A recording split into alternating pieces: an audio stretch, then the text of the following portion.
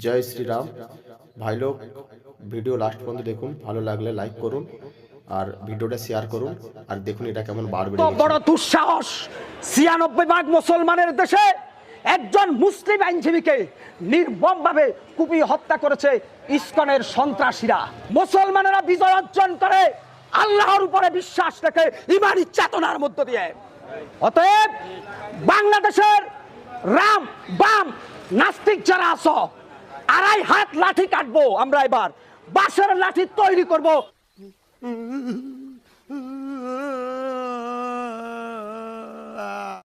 নিজেদের পাছা লাল করে দেবো, কারণ আমরা পাগল হয়ে গেছি।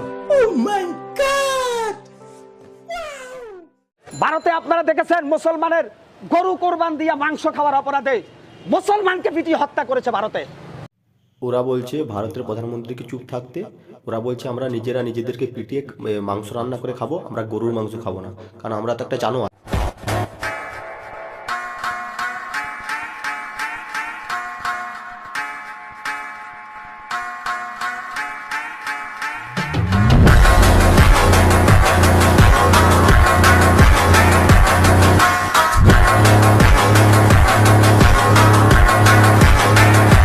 ভারতের বিজেপি নেতা শুভেন্দু পশ্চিমবঙ্গের কলকাতায় তার খাওয়ার নাই, ভারতে তার খাওয়ার নাই, সে বাংলাদেশকে হুমকি দেয়। ওই শুভেন্দু, বিজেপি নেতা শুভেন্দু, তোমাকে হুঁশিয়ার করে দিয়ে বলতে চাই, আমাদের নেতা হযরত মুহাম্মদ সাল্লাল্লাহু আলাইহি সাল্লাম, আমরা বিশ্ব নবীর অনুসারী, আমরা রাসূলের সৈনিক। তোমার মতো ১ লক্ষ শুভেন্দু মুসলমানের একটা তুরির সাথে উড়ে যাবে। बाबू भैया तुम ठीक हो?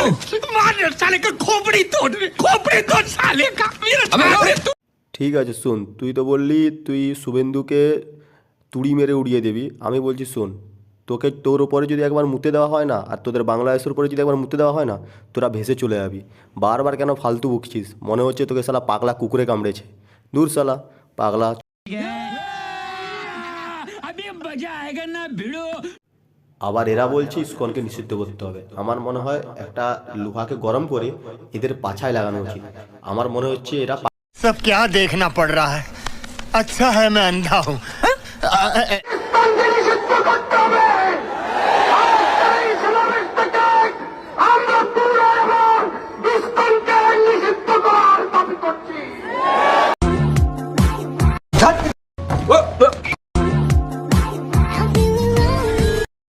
अरे ये सब हटा रे, सावन की घटना, चल अपना चला।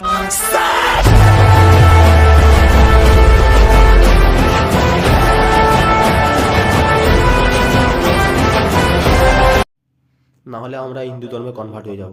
ওরা বলতে চাইছে ইসকন নিষিদ্ধ করুন, নাহলে আমরা হিন্দু ধর্মে কনভার্ট হয়ে যাব। আমরা কিছু খাবো না, আমরা শুধু সারাক্ষণ হরে কৃষ্ণ ভজন করব। I simply am not there.